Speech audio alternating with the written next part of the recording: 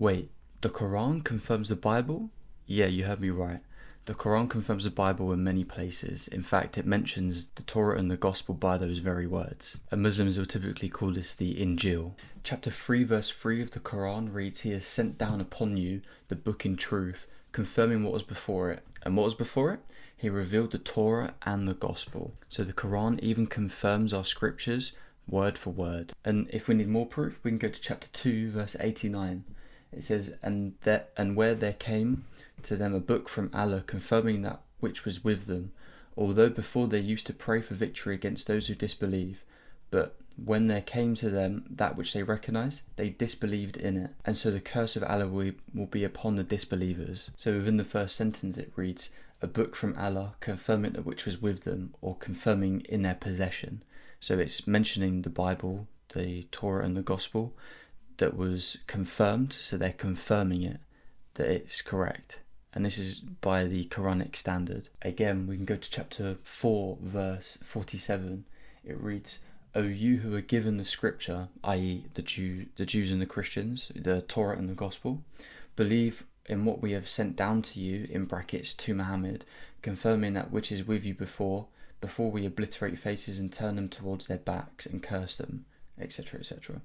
So it's asking the Jews and the Christians to believe in the Quran, to believe in what was sent to Muhammad. So my question here is, why is Allah confirming corrupted scripture? Or maybe the scripture at the time of Muhammad wasn't corrupted because it's Allah's word. Oh wait, but this raises another contradiction in the Quran. Chapter 6 verse 115 reads, and the word of your Lord has been fulfilled in truth and in justice. None can alter his words, and he is the hearing, the knowing. This is clearly saying that no one is able to change his words. And if the Torah and the Gospel were Allah's words, then how on earth have they been changed now? Which is what modern day Muslims would say. Again, chapter 18 verse 27, and recite what has been revealed to you, the book of your Lord. There is no changer of his words, and never will you find in other than him a refuge. So there's no changer of his words. His words can't be changed. So the Torah and the Gospel, the Injil, if they were originally Allah's words and they can never be changed, then how is it, Muslims, that the Bible today is so-called corrupted and has been changed? You're literally going against what your own Quran teaches. Chapter 5 verse 68 says, say, O people of the scripture, that's referring to the Muslims, you are on nothing until you uphold the Torah and the Gospel and what has been revealed to you from your Lord. So wait, Allah is telling the Muslims at the time that you must uphold the Torah and the Gospel. An absolute bombshell for Islam is chapter 7 verse 157.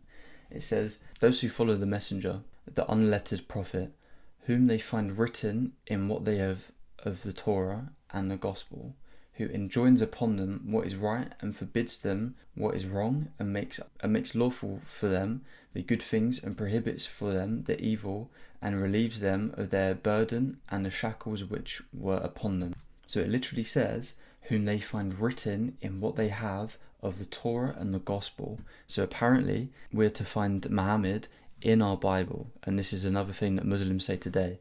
And this poses another serious question for Islam. How are we supposed to find Muhammad in the so-called distorted scriptures? So Allah has put Muhammad in distorted scriptures? It doesn't make sense. It's just another contradiction. Chapter 10 verse 94 reads, so if you are in doubt, it says in brackets, O Muhammad, about that which we have revealed to you, then ask those who have been reading the scriptures before you, i.e. the Jews and the Christians with the Torah and the Gospel. The truth has certainly come to you from your Lord, so never be among the doubters. So wait, the truth has come to you from the Lord? And it's saying that Muhammad should, if in doubt, ask the Jews and the Christians on how to judge. So if Muslims are in doubt, ask the Jews and Christians. This is definitely different from Islam that we have today. Now actually we can see in the Quran that the Jews and Christians don't need the Quran or Muhammad. If we go to chapter 5 verse 43, but how is it that they come to you for judgment while they have the Torah, in which is the judgment of Allah? Then they turn away after that, but those are not believers. So how is it that they come to you for judgment while they have the Torah? So why on earth are they coming to you for judgment? Why do they need to do that? If they've got the Torah, they've got the law. Now, just a couple of verses later, in chapter 5, verse 47, it reads, "And let the people of the gospel judge by what Allah has revealed therein. And whoever does not judge by what Allah has revealed, then it is those who are the defiantly disobedient." So the Jews and the Christians don't need the Quran, because it's saying that we're able to judge by the Torah and the Gospels in which Allah has revealed, and those who don't are disobedient.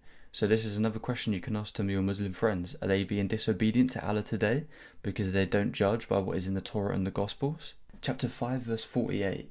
I'm not going to read all of it because it's quite long. However, it says, "For each we have appointed a divine law and a traced out way. Had Allah willed, He could have made you one community."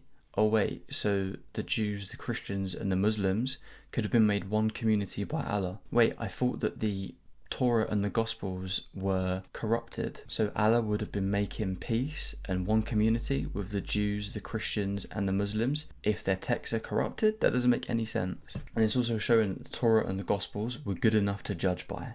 Now finally, we're going to finish the video with chapter 61 verse 14. "O you who believe, be ye helpers of Allah, as said Jesus the son of Mary to the disciples, who will be my helpers to Allah. Said the disciples, we are Allah's helpers. Then a portion of the children of Israel believed, and a portion disbelieved. But we gave power to those who believed against their enemies, and they became the ones that prevailed," or the uppermost. They became the uppermost. So the Quran is confirming that the followers of Jesus, the disciples, became the uppermost. Now the followers of Jesus, we can easily track this in history, all the way from the 1st century, all the way up until now. Those are the followers of Jesus, the original followers of Jesus, not Islam, which came 600 years after Jesus died.